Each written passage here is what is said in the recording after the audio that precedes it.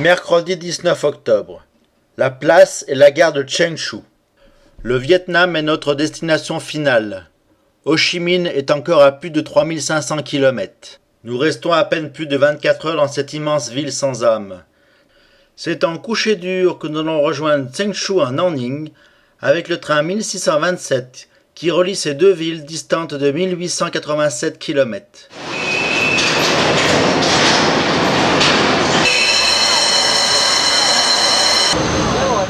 Nous quittons Chengshu pile à l'heure, il est 12h32.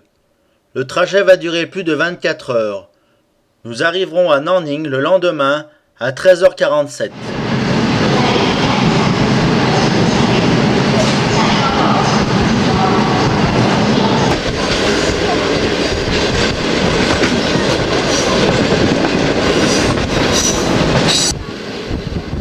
Malgré son joli costume, le chef de service de la gare de Xuchan n'a pas la même classe que celui de la gare de Lyon-Pardieu.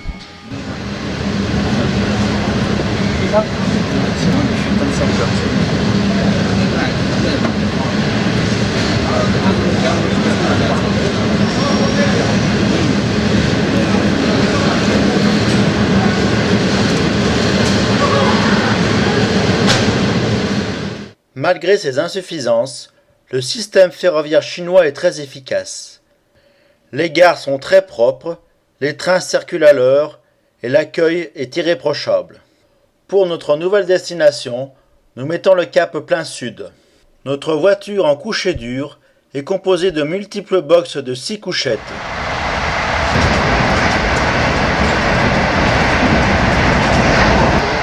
Nous circulons actuellement sur l'un des axes les plus chargés des chemins de fer chinois. L'axe nord-sud. Il sert à relier Pékin aux principales grandes villes du sud, comme Canton, Shanghai et Hong Kong.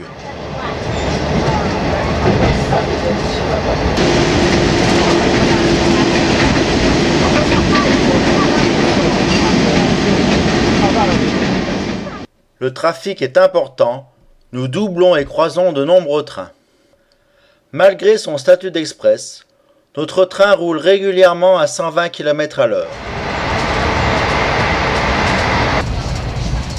Voyager en coucher dur nous permet de créer quelques liens malgré la barrière de la langue.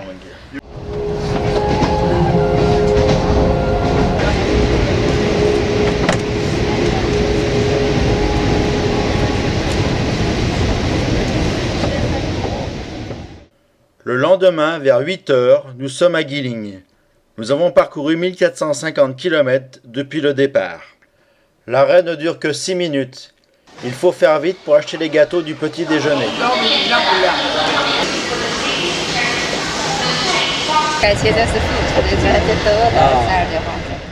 Nous retrouvons avec plaisir pour la première fois depuis bien longtemps des arbres et de la verdure en abondance.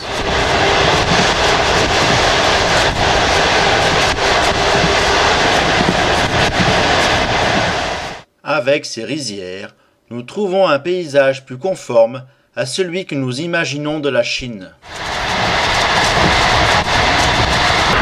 Notre présence dans ce train et surtout en coucher dur ne passe pas inaperçue. Les Chinois sont très curieux de nature. Un professeur d'anglais est venu nous faire la causette ce matin. Il cherche à apprendre l'alphabet français avec le journal Les Infos que nous avons laissé traîner. Nos voisins de couchette sont très heureux de se laisser prendre en photo.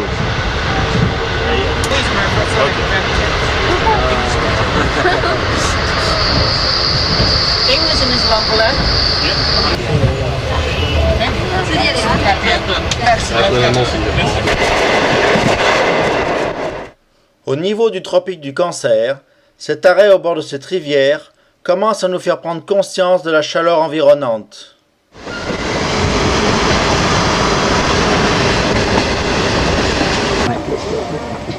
Il est 10h du matin. 130 km après Guilin, nous sommes en gare de Lutsai. Ici aussi, dans le sud de la Chine, le trafic ferroviaire est très important.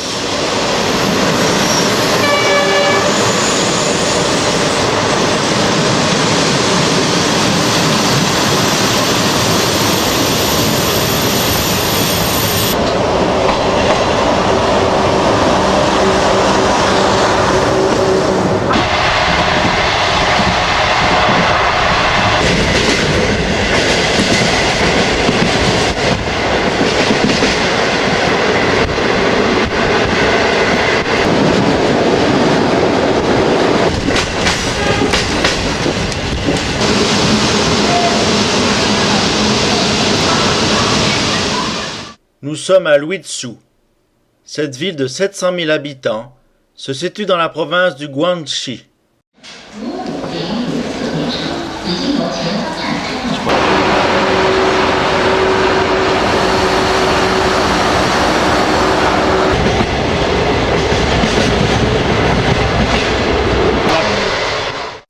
Nous filons toujours à bonne vitesse à destination de Nanning, notre prochaine étape. Dehors, la chaleur est de plus en plus lourde et étouffante.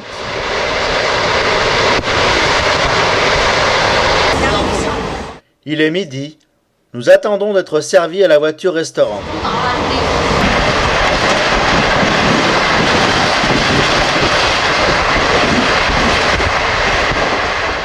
Pour ce midi, nous avons commandé une omelette avec des pousses d'oignon, du poisson séché avec des germes de haricots verts.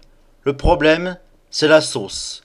C'est immonde et horrible, immangeable et a une odeur très forte. Un plat avec du tofu et de la viande, qui s'avère assez quelconque. Une assiette vide, cela devait être très bon. Et pour finir, une soupe avec des œufs. Le tout est accompagné de riz.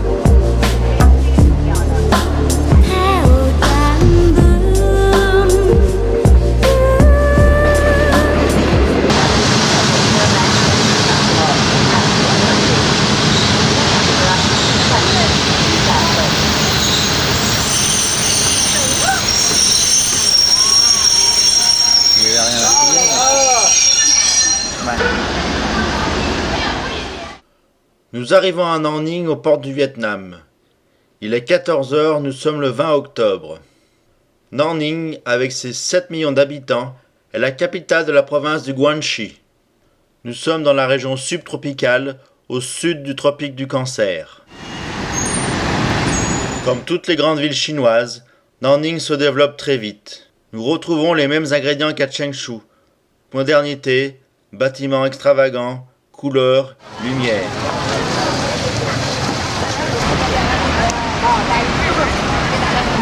Mais le modernisme n'a pas encore passé de partout.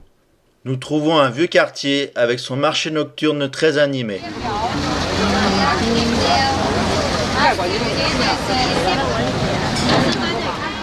Nous trouvons vraiment de tout dans ce marché. La nourriture est abondante. Le chien laqué fait aussi partie des plats quotidiens.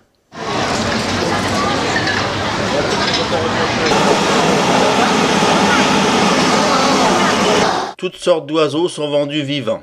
Les fruits de mer et les poissons sont également abondants. Le marché de jour est installé dans ce qui reste du vieux quartier. Les tentacules des tours et du béton ont laissé intact ce quartier populaire près de la rivière.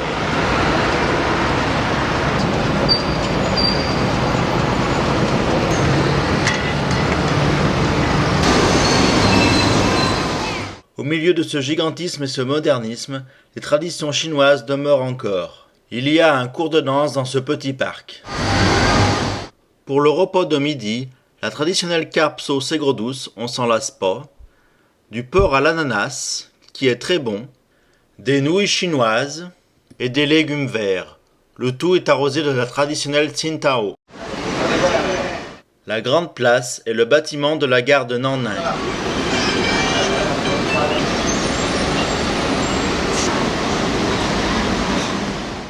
La relation ferroviaire pour Hanoï ne circule que 2 fois par semaine. Il n'y a pas de place libre avant un départ dans 4 jours. Nous allons donc fuir Nanning pour aller à Beuay qui est situé au bord de la mer.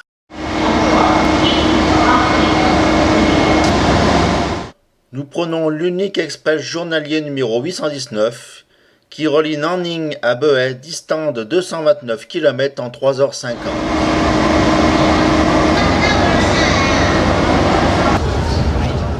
Nous voyageons en classe assez dure. En ce milieu d'après-midi, la chaleur lourde et suffocante, vivement que le train prenne de la vitesse.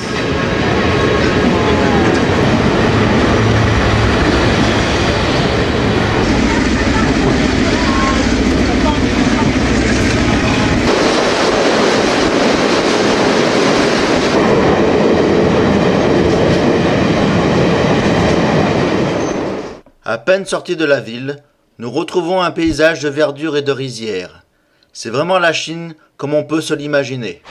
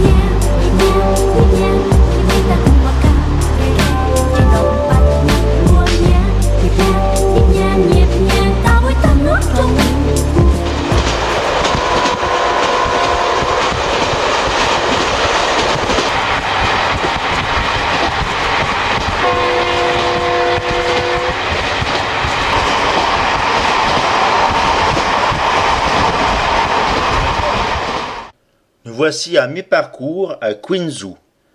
Un rebroussement est nécessaire pour poursuivre sur Beuay.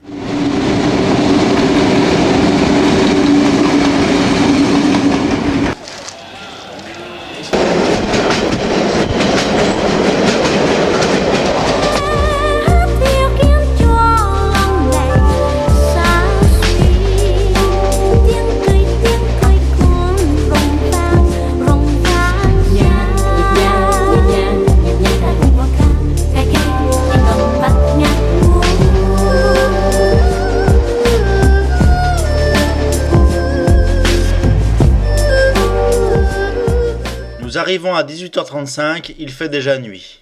Beuay est une station balnéaire de plus de 300 000 habitants. Réputée pour ses grandes plages de sable fin, elle attire de plus en plus les touristes chinois. Encore plus ici qu'ailleurs, les restaurants placés au bord de mer gardent leurs poissons, lémules, serpents et toute autre bestiole de la mer vivants avant d'être proposés à la consommation. Après avoir parcouru plus de 13 000 km, nous voulons mettre à profit ce séjour forcé à Beuay pour nous reposer. Nous choisissons cet hôtel super classe mais très peu cher. Beuay donne dans le golfe du Tonkin. Le bord de mer à côté de notre hôtel est situé sous le vent et la mer est agitée. Devant chaque restaurant, les aquariums regorgent de fruits de mer et de poissons en tout genre.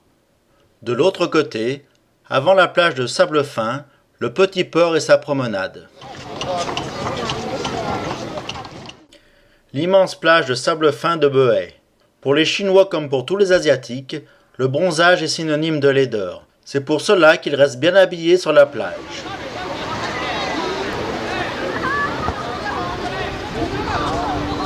Nous passons donc une bonne partie de la journée à bronzer, à se baigner et à se reposer. Maintenant, il est l'heure du petit encor au bar de la plage. À part les cacahuètes, nous ne savons pas trop ce qu'on mange. Que des produits séchés. Heureusement, la bière reste une valeur sûre.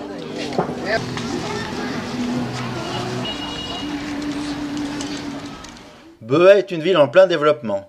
Cela va devenir une grande station balnéaire. Comme partout, des immeubles neufs sont en construction.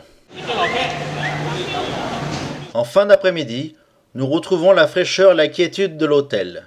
Nous profitons de la piscine qui est dans la cour fermée. Nous commandons une fondue chinoise pour le repas du soir. Dans la marmite au centre de la table, il y a 2 bouillons, un rouge qui est très épicé et l'autre normalement épicé. Il suffit d'y plonger les différents ingrédients le temps de la cuisson. Il y a des champignons, des légumes verts coupés en fines tranches. Il y a aussi des nouilles chinoises et du riz et du soja. Elle se compose également des produits du ciel, la volaille, des produits de la terre, du bœuf et du porc, et des produits de la mer, des crustacés et des poissons. Un cocktail de fruits est le bienvenu pour digérer cette délicieuse fondue chinoise. Elle a mis le feu à notre palais.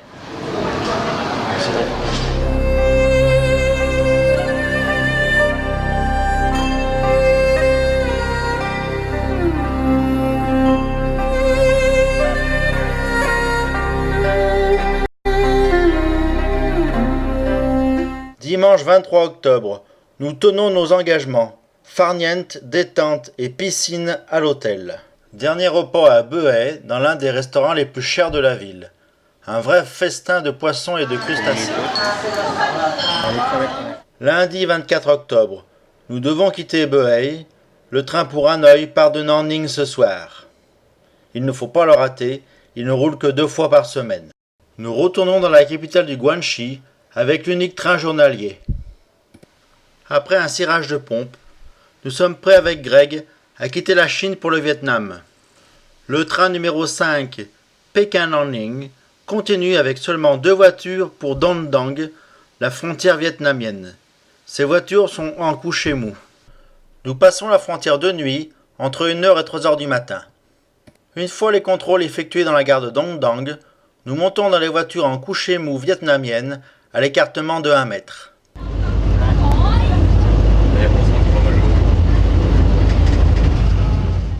Nous voici en vue d'Hanoï, le mardi 25 octobre. Cela fait 19 jours que nous sommes partis. Nous arrivons en gare de Hanoï à 8h10. La locomotive prototype de construction vietnamienne est rapidement décrochée. La gare de Hanoï. La capitale du Vietnam compte plus de 3 millions d'habitants. Elle est construite sur le fleuve Rouge. Cette ville est en pleine transformation, à l'image de son pays. Comme toutes les villes du sud-est asiatique, la circulation est très dense, notamment avec les vélos et les motos. Il faut faire très attention. Les anciens bus français servent encore au transport en commun de Hanoï. Toutes les avenues sont bordées d'arbres. Il y a beaucoup de lacs. Au centre, dans la vieille ville, le grand lac de Hoan Kiem. Au nord du lac, le temple de la montagne de Jade. Il est dédié à l'érudit Wang Xiong, au général Trang Hong Dao, vainqueur des Mongols au XIIIe siècle, et à Lao To, saint patron des physiciens. Autour de ce lac, il y a beaucoup d'arbres. Notre hôtel est dans la vieille ville, dans un quartier très typique et très touristique. Les rues sont très étroites. Heureusement que l'engin majoritaire pour se déplacer reste la petite moto.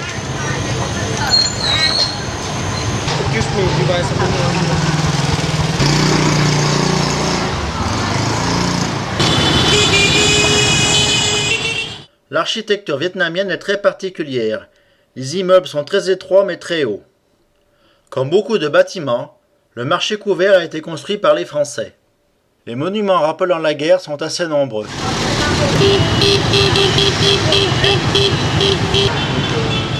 Entre 2 rues principales très bruyantes, un petit parc avec son monument.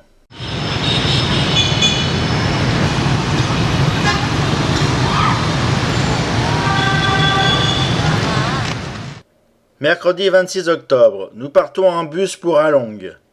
Nous allons visiter sa fameuse baie. Avec ses 3000 îles émergeant des eaux vert émeraude du golfe du Tonkin, la baie d'Halong, qui couvre 1500 km², constitue l'une des merveilles du Vietnam. Nous allons faire une croisière en bateau de 2 jours dans ce site qui est classé au patrimoine mondial de l'UNESCO. Premier site touristique du nord-est du pays, la baie d'Halong attire un flot régulier de visiteurs tout au long de l'année. La majeure partie des circuits touristiques partent avec ces bateaux depuis ce petit port. Nous avons embarqué vers les 13h et c'est parti pour 2 jours de navigation. Pour le premier repas pris sur le bateau, des cacahuètes fraîches grillées, du riz et bien sûr beaucoup de poissons. C'est dommage, il ne fait pas très beau pour ce début de croisière. Les innombrables petites îles de la baie d'Along recèlent des plages et des grottes nées de l'action du vent et des vagues. Il y a aussi des pentes peu boisées qui vibrent de chants d'oiseaux. Along signifie là où le dragon descend dans la mer. La légende veut qu'un énorme dragon ait vécu dans la montagne. Courant un jour vers la mer, il créa, avec les battements de sa queue, les vallées et les crevasses de la région. Lorsqu'il plongea dans l'eau, les trous qu'il avait creusés se remplirent, ne laissant que quelques terres émerger.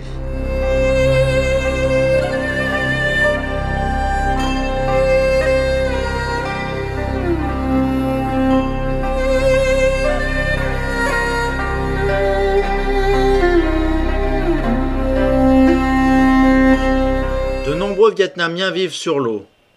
La pêche et le tourisme sont leurs principales ressources. Les îles calcaires de la baie d'Along sont parsemées de milliers de grottes, de toute taille et de toutes formes. La grotte de Wang Sung Sot compte 3 belles salles gigantesques. La seconde comprend une étonnante roche phallique éclairée en rose. Elle est considérée comme un symbole de fertilité. Il faut gravir 90 marches pour voir cette grotte. Mais le spectacle ressortant est magnifique. Nous surplombons la crique avec ses bateaux.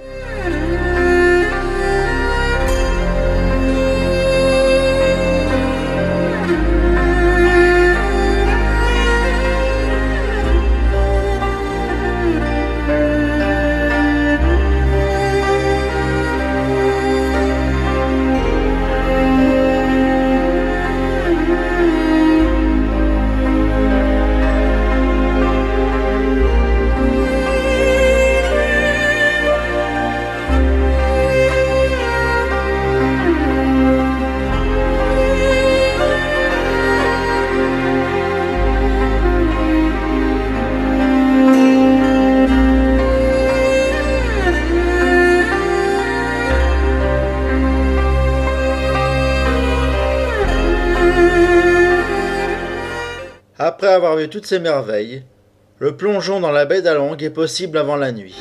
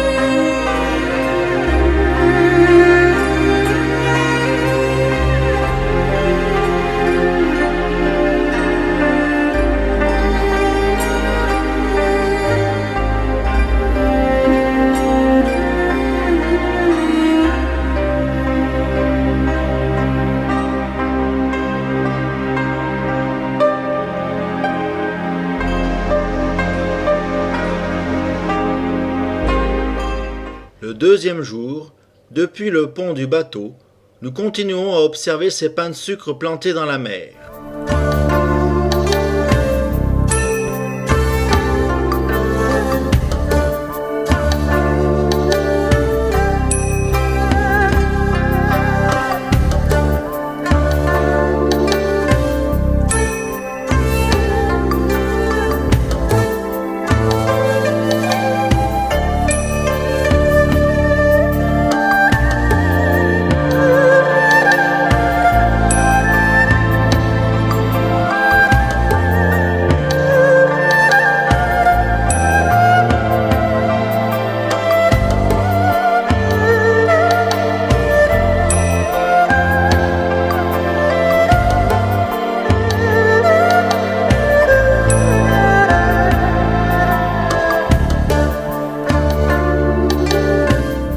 Nous changeons de bateau pour aller sur l'île de Cat Ba.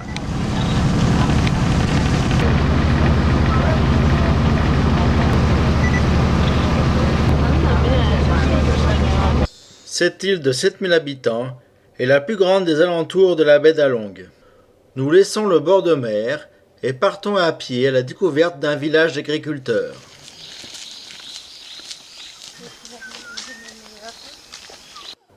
Nous restons quelques heures dans ce village perdu au milieu de cette île. Même dans ces contrées les plus reculées, les symboles sont bien présents. La vie paraît bien paisible dans cet univers verdoyant. C'est très calme. La quiétude est simplement troublée par les chiens, les coqs et les motos.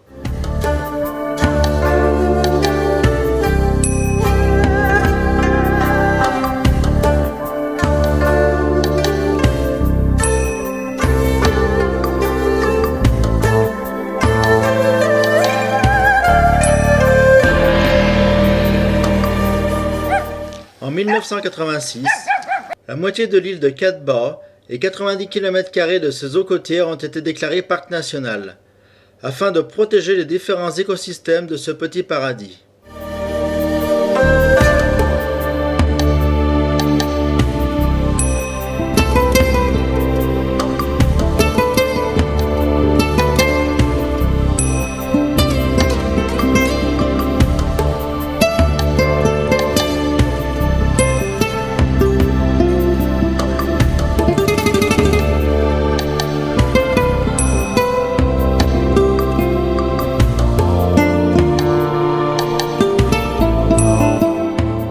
Nous approchons d'une station-service pour bateaux au milieu de la baie d'Along.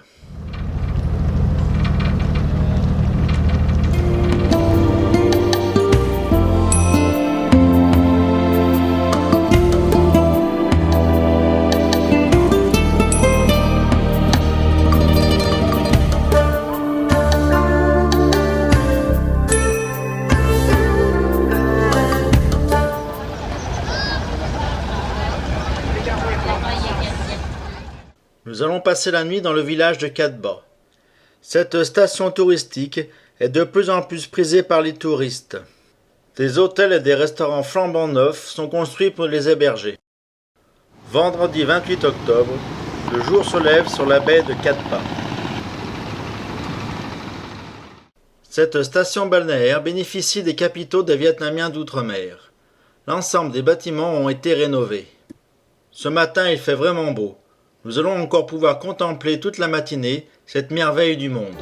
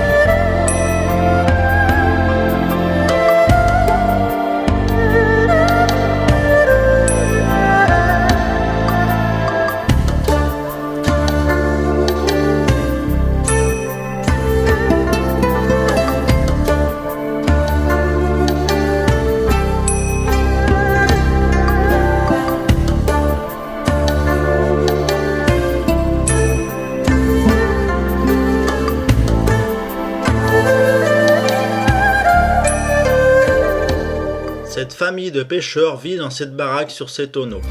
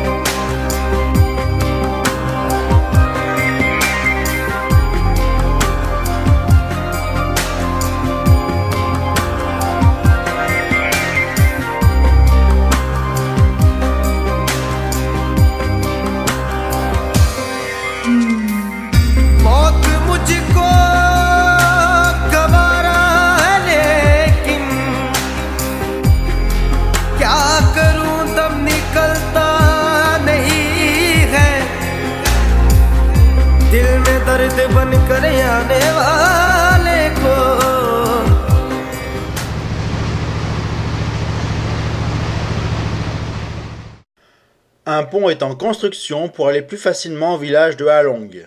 Nous rejoignons Hanoï en bus. La route suit la ligne de chemin de fer Haiphong-Hanoï.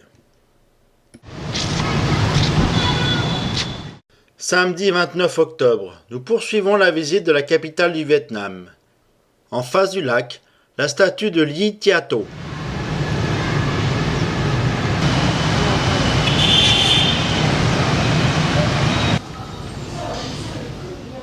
L'intérieur du temple de la montagne de Jade. Ce délicieux endroit ombragé et entouré d'eau est idéal pour faire une petite halte.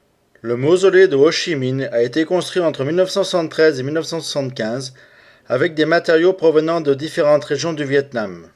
Nous assistons à la relève de la garde. Ce soldat vietnamien n'a pas l'air commode. Tout comme Lénine et Staline avant lui, et plus tard Mao, Ho Chi Minh repose dans un cercueil de verre. L'architecture de ce mausolée évoque une maison commune traditionnelle ou encore une fleur de lotus. C'est notre dernier soir à Hanoï. Nous buvons une bière dans un bar typique de la vieille ville avant notre départ pour le sud. Hanoï, la capitale, est au nord du Vietnam. Nous ne sommes pas encore arrivés. Il reste 1726 km avant d'arriver à Ho Chi Minh, la ville du sud est notre destination finale. Mais nous partons ce soir pour Hue afin de visiter cette ville historique. Les chemins de fer vietnamiens, avec les trains de la réunification qui relient tous les jours Hanoï à Ho Chi Minh en un peu plus de 30 heures, sont le symbole d'un Vietnam unifié. Les deux rapides les plus confortables quittent Hanoï vers 22 heures. Ils se suivent à environ 30 minutes.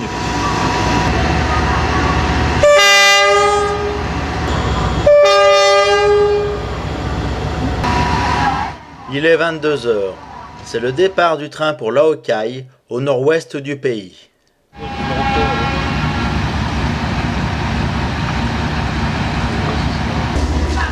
Nous avons pu avoir des places en coucher dur dans le rapide SE1.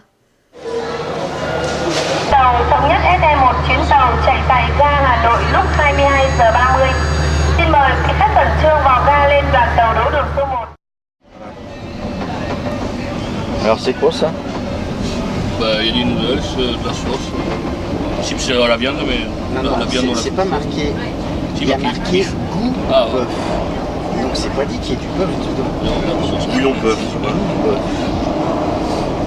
Et c'est pas terrible. C'est pas terrible chinois. C'est meilleur des croissants. Ça vaut les trucs chinois. Dimanche 30 octobre. Après une nuit de sommeil, nous sommes encore à 3h30 de Hue. Le prix du billet comprend le petit déjeuner. Mais c'est quand même dur à avaler, des pâtes avec du bouillon de bœuf à 7h du matin. Notre rapide ne s'arrête pas souvent. Nous faisons étape à Dong Hoi, il est 7h30.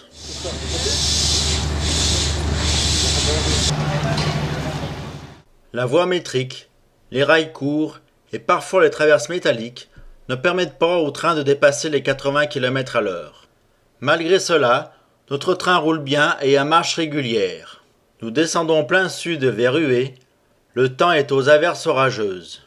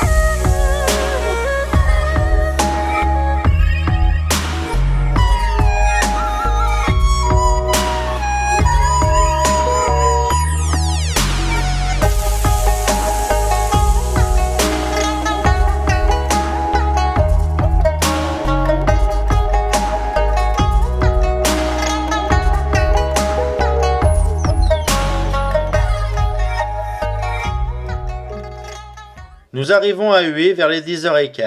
Cette ville de près de 300 000 habitants représente l'un des principaux centres culturels, religieux et d'enseignement du pays.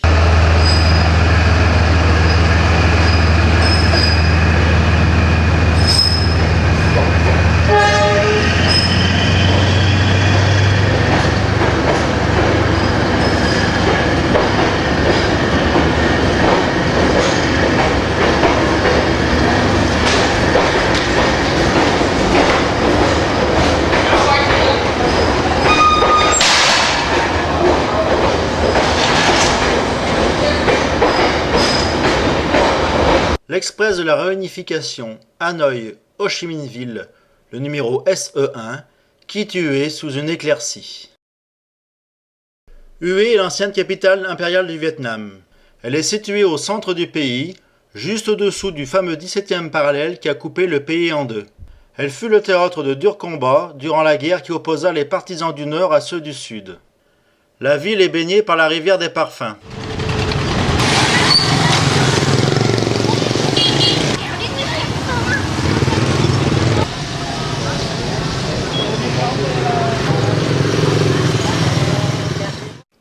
Située au cœur de l'agglomération, la cité pourpre interdite fut le siège impérial du Vietnam. Elle a été durement touchée durant l'offensive du Tet en 1968, mais a été restaurée depuis. L'ensemble architectural a été inscrit au patrimoine mondial de l'UNESCO en 1993. Cette citadelle est ceinturée de canaux aujourd'hui envahis par la végétation.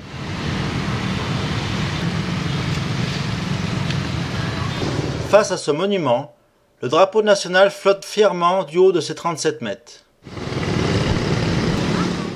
Le soir, après toutes ces visites, je suis le seul à profiter de la piscine de l'hôtel.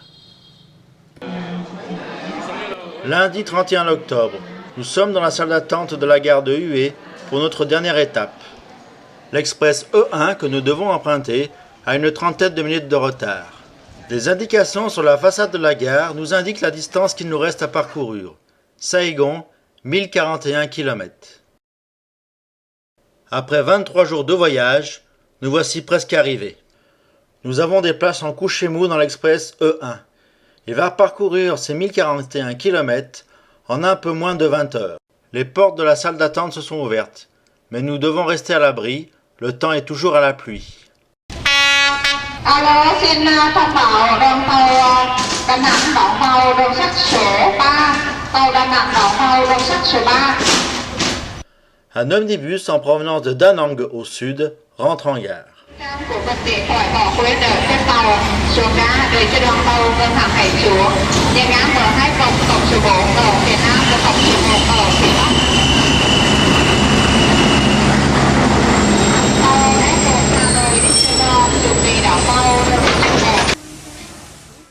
Le train, avec la bicyclette, reste un des moyens privilégiés pour se déplacer au Vietnam. Depuis la fin de la guerre, les chemins de fer vietnamiens qui ont été construits par les Français il y a plus d'un siècle ont été reconstruits et très bien modernisés.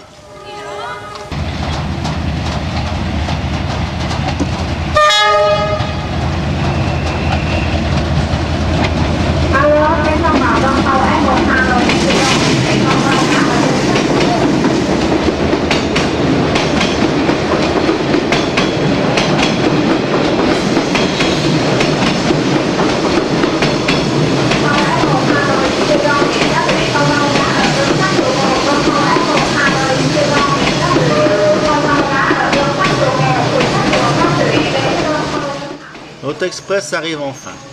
Cette locomotive diesel tractant les 12 voitures du train qui la composent donne une image bien moderne des chemins de fer vietnamiens en ce début du XXIe siècle.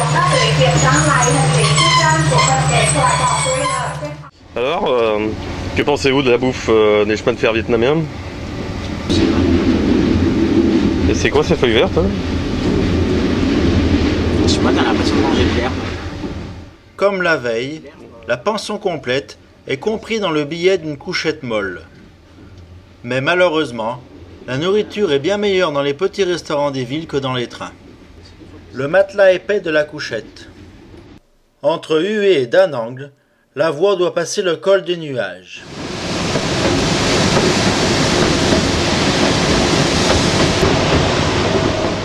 Aujourd'hui, avec ce temps maussade et orageux, il porte très bien son nom. La ligne serpente et s'élève peu à peu au-dessus de la mer. Le spectacle est magnifique. Avec ses courbes et ses déclivités, on comprend mieux pourquoi les chemins de fer vietnamiens sont à voie d'1 mètre.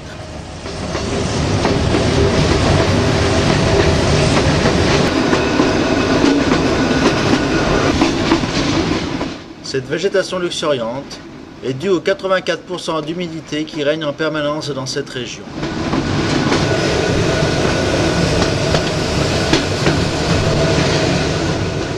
Pour rejoindre Da Nang, de l'autre côté du col, nous allons mettre plus de 2 heures. Il est vrai que ce col est quand même à 500 mètres d'altitude. Les montagnes qui l'entourent culminent à près de 1300 mètres.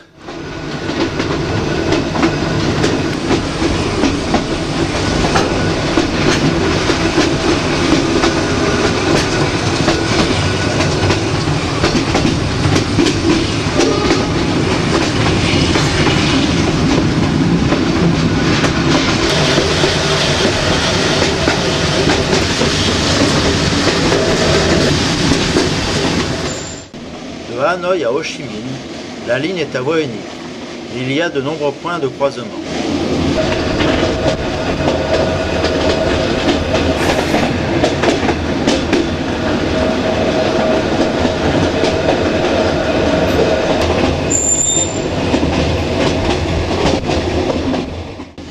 Cette ligne de montagne sous les tropiques est vraiment exceptionnelle.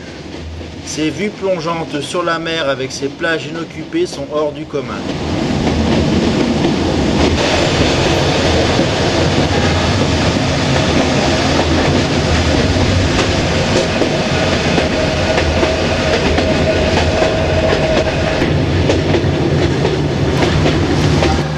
Da Nang, 13h40. La configuration du réseau ferré vietnamien impose un changement de côté dans cette gare. Nous attendons le croisement de l'express qui monte vers Hanoï.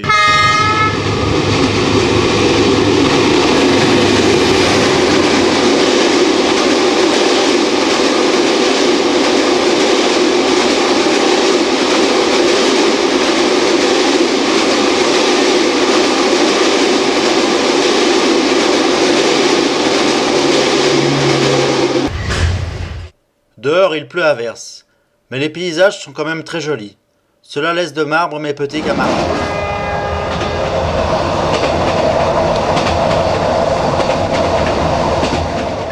Nous filons maintenant à bonne vitesse vers le sud.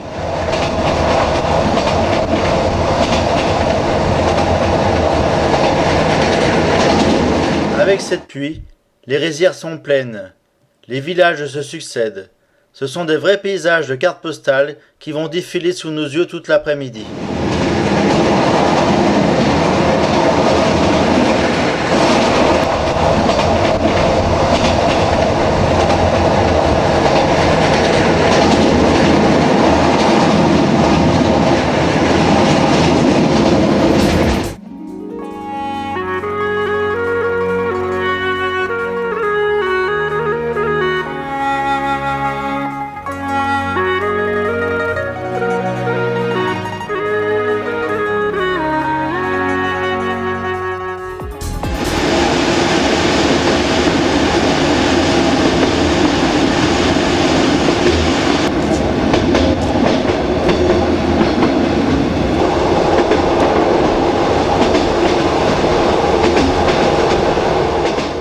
Avec la nuit, c'est l'heure de partie de domino.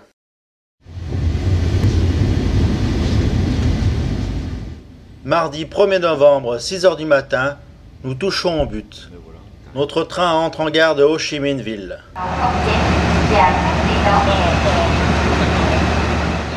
Cela fait 24 jours que nous sommes partis. Nous avons parcouru près de 15 200 km. Nous avons sillonné les voies ferrées de 8 pays à travers 2 continents.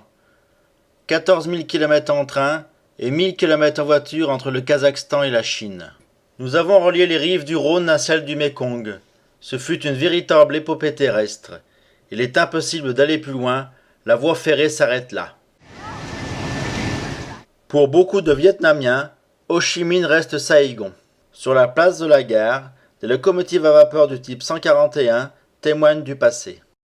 Ho Chi Minh Ville, anciennement Saigon jusqu'en 1975, est la première ville du Vietnam avec plus de 7 millions d'habitants.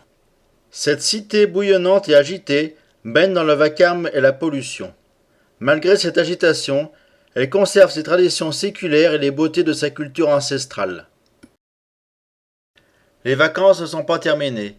Il reste 8 jours. Nous allons mettre ce temps à profit pour visiter les fameuses plages de Mui Né et prendre du bon temps. En attendant le départ du train pour Muang Mang, qui se trouve à proximité de Mui Né, nous avons entamé une partie de domino dans le hall de la gare. Nous allons prendre l'express D2, le seul qui circule 2 jours sur la partie sud de la ligne. Nous allons partir à 10h30. Les 175 km qui nous séparent jusqu'à Muang Mang seront parcourus en 4 heures. Nous croisons l'express T04 dans cette gare, pendant que les ouvriers travaillent à la maintenance de l'éclairage. Voyager de jour avec les chemins de fer vietnamiens nous permet de tester la classe assez dure.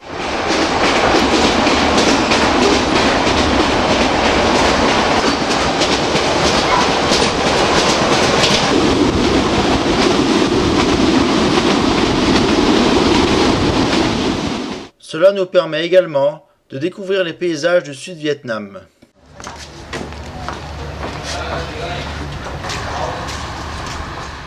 Muang Mang est un petit village perdu dans le sud du Vietnam. Phan Thiet et les plages de Mui Né sont à 25 km. Cette petite gare vietnamienne ressemble en bien des points à celle de nos provinces françaises. Avec le trajet et la chaleur lourde et insupportable, nous avons pris soif. La petite bière est la bienvenue en attendant le taxi pour Mui Né. Mui Né est le lieu idéal pour se reposer après tous ces kilomètres en train. Les 22 km de plage bordées de palmiers en font un endroit paradisiaque.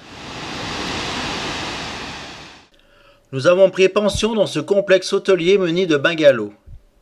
Les seuls choix qu'il nous reste à faire maintenant, c'est ou la baignade dans la piscine, ou bien dans l'océan.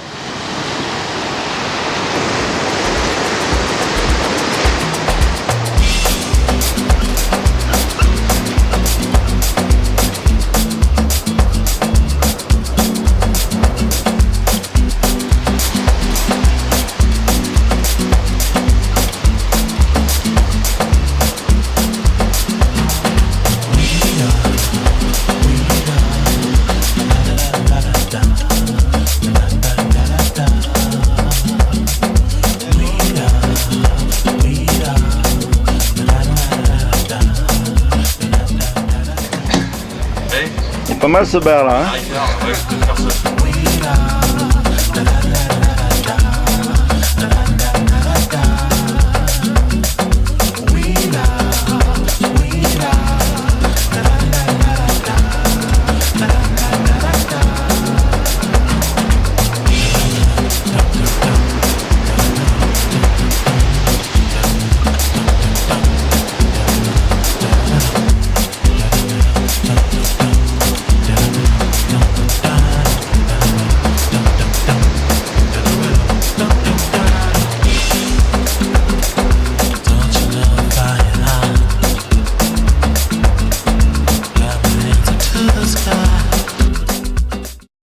Pour le repas du soir, il y a beaucoup de restaurants situés dans la grande rue derrière la plage. La spécialité de ce restaurant de Mui Né sont le barbecue. Et tout se mange ainsi cuisiné, de la viande, aux légumes, aux poissons et aux crustacés. Nous en avons bien profité et on s'est régalé.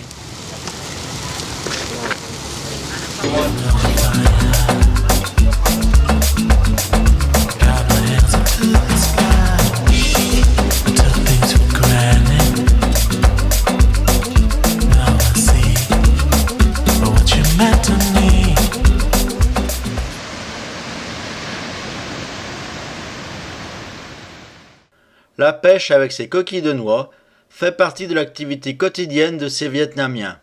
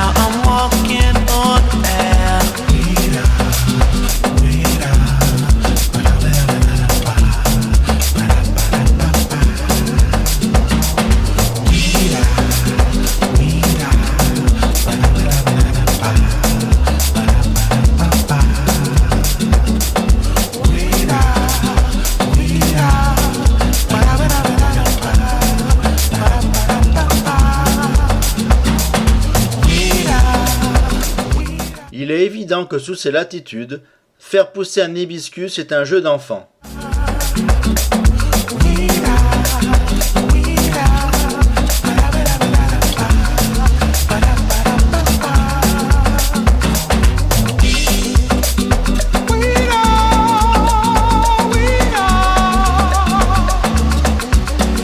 Toutes les bonnes choses ont eu le fin, il faut se résoudre à partir. Le dernier report en face de l'océan.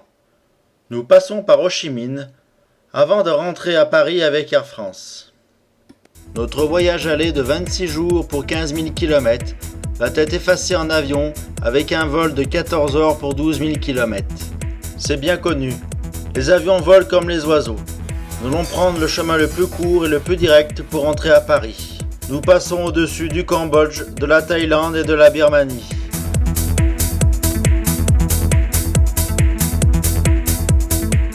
Nous survolons le sud de l'Himalaya avant de passer en Asie centrale.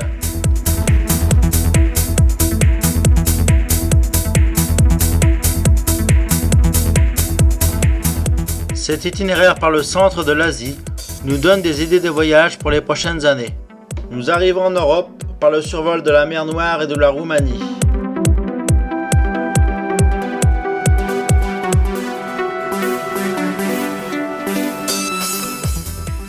Quelques minutes avant l'atterrissage, nous survolons la ligne du TGV Est.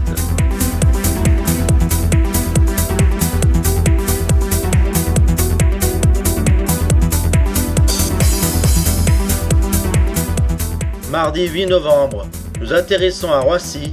Il est 16h48. Entre Ho Chi Minh et Paris, nous avons perdu également une vingtaine de degrés. Nous récupérons rapidement nos sacs avant d'emprunter le TGV 5120 pour Lyon-Part-Dieu. Nous avons rejoint la terre ferme.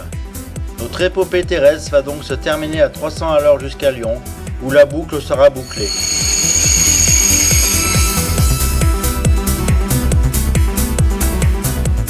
Il ne nous reste plus que des souvenirs, des paysages magnifiques, des visages ronds, bridés, de la nourriture excellente, des pays et un continent à redécouvrir encore. Il faudra repartir un jour vers d'autres horizons lointains, les projets ne manquent pas.